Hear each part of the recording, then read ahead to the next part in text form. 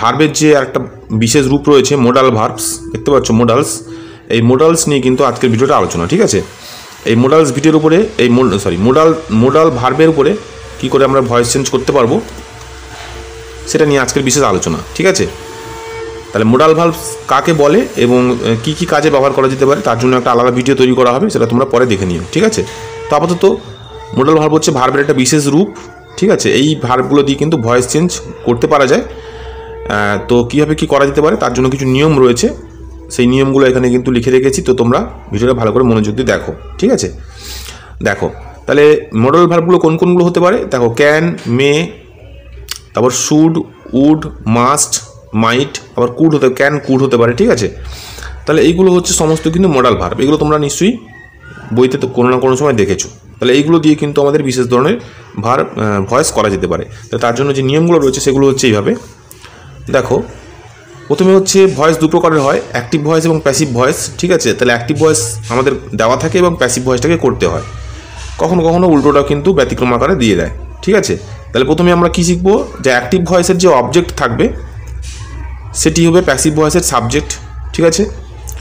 তারপরে কিন্তু আমাদের বসে যাবে যে প্রয়োজন অনুযায়ী কিন্তু যেখানে যেখানে যা লাগবে সেখানে সেখানে কোথাও ক্যান, কোথাও মে, কোথাও উড, কোথাও শুড, কোথাও মাস্ট, কোথাও মাইট বসবে। অর্থাৎ যেখানে যেখানে যেরকম যেরকম লাগবে সেখানে সেখানে সেরকম সেরকম এগুলো বসাবো। সেগুলো কোথায় কোথায় বসাবো আমরা এক্সাম্পল করতে করতে কিন্তু শিখতে পারবো, ঠিক আছে। এটা বসার পরে আমাদের বসবে বি, ঠিক আছে, বিই, এই বিইটা বসবে, ঠিক আছে, এই লেখাটাই কিন্তু সেখানে বসবে। তারপরে থাকবে কি মূল ভার্বের ভিত্রি ফর্ম, অর্থাৎ সেই সেন্টেন্সটার মধ্যে এইটা ছাড়াও যে মূল ভার্ব থাকবে প্রিন্সিপাল ভার্ব, সেই প্রিন্সিপাল ভার্বের কিন্তু ভিত্রি ফর্ম থাকবে। ভিত্রি ফর্ম মানে হচ্ছে পাস্ট পার্টিসিপল ফর্মকে ভিত্রি ফর্ম বলা হয়, ঠিক আছে। তো ভিত্রি ফর্ম বসবে, এবারে শেষে একটা বাই বসে যাবে, ঠিক আছে। বাই বসে যাওয়ার পরে কিন্তু অ্যাক্টিভ ভয়েসের যে সাবজেক্ট ছিল সেই সাবজেক্টটা কিন্তু প্যাসিভ ভয়েসে আমাদের অবজেক্ট আকারে বসে যাবে, ঠিক আছে। আশা করি বুঝতে পারলে রুলসগুলো তোমরা কিন্তু খাতা থেকে তুলে নিও এবং রুলসগুলো ভালো করে কিন্তু মুখস্থ করে নেবে, ঠিক আছে। কারণ এই রুলস কিন্তু না হলে তোমরা ভয়েস চেঞ্জ করতে পারবে না, ঠিক আছে। তো দেখো একটা এক্সাম্পলের মাধ্যমে আমি সেটা বোঝানোর চেষ্টা করছি। প্রথমে দিয়েছে দেখো, I can do this work, ঠিক আছে, এটা হচ্ছে অ্যাক্টিভ ভয়েসে রয়েছে। তাহলে অ্যাক্টিভ ভয়েসে আইটা হচ্ছে সাবজেক্ট, ক্যানটা মোডাল ভার্ব, ডুটা হচ্ছে প্রিন্সিপাল ভার্ব, আর দিসটা হচ্ছে দিস ওয়ার্কটা হচ্ছে অবজেক্ট, ঠিক আছে। তাহলে এটা অ্যাক্টিভ ভয়েসে রয়েছে। ধরো এবার তোমাদের এটা দেওয়া হয়েছে, তোমাদের এবার করতে হবে, যেটা করতে হবে সেটা হচ্ছে প্যাসিভ ভয়েস করতে হবে এবং এই সেন্টেন্সটাকে কিন্তু আমরা এই গঠন রীতি অনুযায়ী বসিয়ে বসিয়ে চলে যাবো, দিলে দেখবে তোমরা খুব সহজেই করে ফেলতে পারবে। তাহলে দেখো, তাহলে অ্যাক্টিভ ভয়েসের এখানে যেটা অবজেক্ট, তাহলে প্যাসিভ ভয়েসের সাবজেক্ট হবে, তাহলে সাবজেক্ট আকারে বসে গেছে, তাহলে দিস ওয়ার্ক, ঠিক আছে।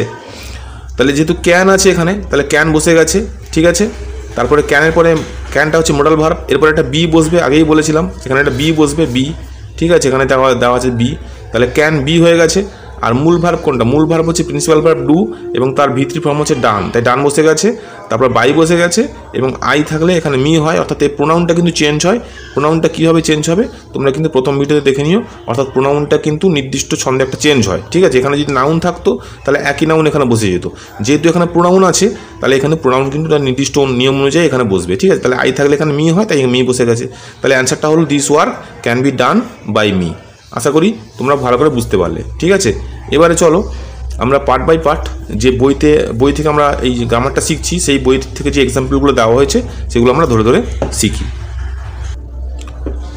দেখো প্রথমে এখানে ক্যান কিংবা মে দিয়ে ভয়েসটা করা হয়েছে, তাহলে ক্যান এবং মে, ঠিক আছে, এই দুটো দিয়ে কীভাবে করা হয়েছে দেখো। তাহলে প্রথমে বলা হচ্ছে যে আমি এই কাজটি করতে পারি, তাহলে আই ক্যান ডু দিস, ঠিক আছে। তাহলে গঠন অনুযায়ী হচ্ছে দিস ওয়ার্ক বসে গেছে, ক্যানটা এখানে বসে গেছে, ক্যানের পরে একটা বি বসবে, বি বসে গেছে, ডুটা হচ্ছে প্রিন্সিপাল ভার্ব, তাই প্রিন্সিপাল ভার্বের ভিত্তি হচ্ছে ডান আর বাই মি, ঠিক আছে। তাহলে this work can be done by me. তারপরে দেখো তিনি ভালো ফরাসি ভাষা বলতে পারেন, তাহলে তিনি এটাকে সেন্টেন্স আকারে করো, তাহলে তিনি ভালো ফরাসি ভাষা বলতে পারেন, তাহলে তিনি ইংরেজি হচ্ছে হি ক্যান মানে পারে, এখানে পারা অর্থটা ক্যান বোঝানো হয়েছে, ঠিক আছে। তাহলে হি ক্যান স্পিক মানে হচ্ছে বলা, ঠিক আছে। তাহলে he can speak French well, ঠিক আছে। তাহলে এখানে হচ্ছে হিটা সাবজেক্ট অ্যাক্টিভ ভয়েসের আর ফ্রেঞ্চটা হচ্ছে অবজেক্ট, ঠিক আছে। তাহলে আমরা প্যাসিভ ভয়েস করার সময় এই অবজেক্টটাকে সাবজেক্ট আকারে নেব, তাই ফ্রেঞ্চটা এখানে নেওয়া হয়েছে। তাহলে ফ্রেঞ্চ ক্যান বি স্পোকেন, স্পিকটা হচ্ছে V1 ফর্ম, ভার্বের ফার্স্ট ফর্ম, এবং স্পিকটা হচ্ছে ভার্বের থার্ড ফর্ম হচ্ছে স্পোকেন। তাহলে ফ্রেঞ্চ ক্যান বি স্পোকেন, এরপরে ওয়েল বসে গেছে, তারপরে বাই বসে গেছে এবং হি থাকলে কিন্তু হিম হবে, তাই হিম বসে গেছে। তাহলে French can be spoken well by him, ঠিক আছে। তারপরে দেখো ভারত 2011 সালের বিশ্বকাপ ক্রিকেট জিততে পারে, ঠিক আছে। তাহলে দেখো, তাহলে আমরা একটা সেন্টেন্সটাকে ধরে ধরে করা হোক। তাহলে ইন্ডিয়া পারে, এখানে যেহেতু পারে, তাহলে পারের মধ্যে পার্থক্য হচ্ছে কি, তাহলে ক্যানটা হচ্ছে যখন আমাদের শারীরিক কোনো সামর্থ্য বোঝাবে তখন কিন্তু আমরা ক্যান ব্যবহার করি, ঠিক আছে।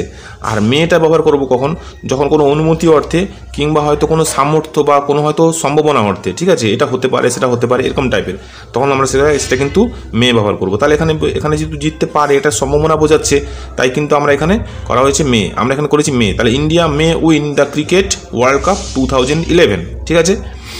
তাহলে এবারে দেখো, তাহলে ইন্ডিয়াটা হচ্ছে অ্যাক্টিভ ভয়েসের সাবজেক্ট, আর এখানে হচ্ছে ওই যে দ্য ক্রিকেট ওয়ার্ল্ড কাপ, তাহলে দ্য ক্রিকেট ওয়ার্ল্ড কাপটা হচ্ছে অবজেক্ট প্যাসিভ ভয়েসে, অ্যাক্টিভ ভয়েসের।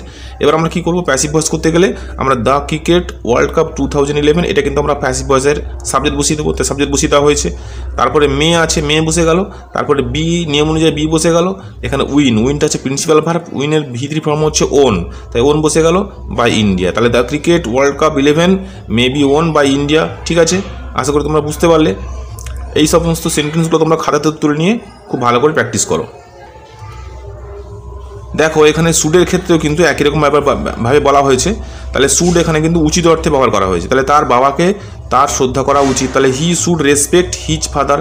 তাহলে এখানে কিন্তু হিটা হচ্ছে সাবজেক্ট আর হিজ ফাদারটা হচ্ছে অবজেক্ট, তাহলে হিজ ফাদার করে দেওয়া হলো, তাহলে শুড বি করে দেওয়া হলো রেসপেক্টেড বাই হিম, ঠিক আছে। তাহলে his father should be respected by him, ঠিক আছে। তারপরে দেখো এই নিয়মটি তোমার জানা উচিত, তাহলে you should know this rule, তাহলে দিস রুল হচ্ছে এখানকার অবজেক্ট, তাই প্যাসিভ ভয়েসের হবে সাবজেক্ট, তাই দিস রুল করা হয়েছে, শুড বসে গেছে, তারপর নিয়ম অনুযায়ী বি বসে গেছে, এখানে নোটা হচ্ছে ভার্ব, এই ভার্বের V3 ফর্ম হচ্ছে নোন, তাহলে নোন টু ইউ। সবসময় মনে রাখবে যেখানে নো থাকবে, নোর পরে যে V3 ফর্ম বসবে নোন, এই নোনের পরে কিন্তু কখনোই বাই বসে না, সবসময় জন্য কিন্তু টু বসে, ঠিক আছে। তাহলে তাই নোনের পরে টু বসছে, আশা করি তোমরা বুঝতে পারলে।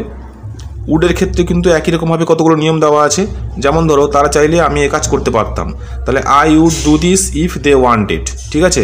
তাহলে কী হতো, তাহলে কী হলো এবার দেখো, তাহলে দিস মানে কোনটা, এইটা, তাহলে আই উড ডু দিস, এইটুকুই হবে কিন্তু আমাদের, এটা সাবজেক্ট আর ডু দিস হচ্ছে, এই ডিসটা হচ্ছে অবজেক্ট, তাহলে this would be done by me, তারপরে বাকিটা হচ্ছে কমপ্লিমেন্ট আকারে বসে দেওয়া হয়েছে এখানে, তাহলে ইফ দে ওয়ান্টেড, ঠিক আছে। আশা করি উডের মধ্য দিয়ে তোমরা বুঝতে পারলে এখানে যে কটা সেন্টেন্স আছে তোমরাও আশা করি একা পারবে, ঠিক আছে। মাস্টের ক্ষেত্রেও দেখো একই রকমভাবে দেওয়া হয়েছে, তাহলে মাস্টার মশাই নিশ্চয়ই তাকে শাস্তি দেবেন, তাহলে the teacher must punish him, ঠিক আছে।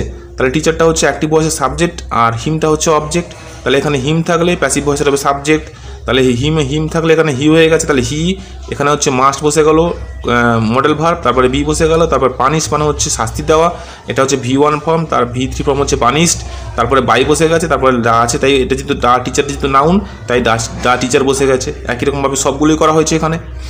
তারপরে দেখো মাইট, ঠিক আছে, তাহলে মাইট দিয়েও কিন্তু একই রকমভাবে করা হয়েছে, সে আমার কলমটি ব্যবহার করতে পারবে, তাহলে হি মাইট ইউজ মাই পেন, তাহলে মাই পেন এখানে করা হয়েছে, তাহলে মাইট করা হয়েছে, তারপরে বি বসছে, এখানে ইউজের V3 ফর্ম হচ্ছে ইউজড, তাহলে ইউজড বাই হিম, ঠিক আছে। তুমি বইটি নিতে পারবে, তাহলে you might take the book, তাহলে the book might be taken by you. আশা করি বুঝতে পারলে, খুব সহজেই একদম ভালো করে বুঝিয়ে দিলাম, এবং এই মডেল ভার্বগুলোর ভয়েস চেঞ্জ করাটা কিন্তু খুবই সহজ, যদি ভালো করে প্র্যাকটিস করো তাহলে খুবই সহজে তোমরা ভালো করে করতে পারবে, ঠিক আছে। যেটা শেখানো হলো সেটা কিন্তু এখানে গঠন আকারে বলে দেওয়া হয়েছে। প্রথমে বলেছে অবজেক্টটি সাবজেক্ট হয়ে যাবে, এরপরে বাক্যে ব্যবহৃত can, may, would, should, must, might বসবে, তারপরে বি ভার্ব বসবে, তারপরে মূল ভার্বের পাস্ট পার্টিসিপল ফর্ম বসবে, তারপর বাই প্রিপোজিশন বসবে এবং লিখতে হবে বাক্যের আসল সাবজেক্টটি, ঠিক আছে। আশা করি যেটা তোমাদের প্রথমে বুঝিয়েছি সেটা এখানে কিন্তু গঠন আকারে বলে দেওয়া হয়েছে। এই ছিল আজকের ভিডিও, তোমরা কেমন লাগলো এবং নতুন যে এই যে মডেল ভার্ব দিয়ে আজকে ভয়েস চেঞ্জ শিখলে তোমাদের কেমন লাগলো তোমরা কিন্তু অবশ্যই কমেন্ট করে জানিও, ঠিক আছে। তোমাদের সবাইকে অনেক অনেক ধন্যবাদ ভিডিওটা এতক্ষণ দেখার জন্য। নেক্সট ভিডিও নিয়ে তোমাদের সঙ্গে খুব শীঘ্রই আবার দেখা হচ্ছে আরেকটা ক্লাসে।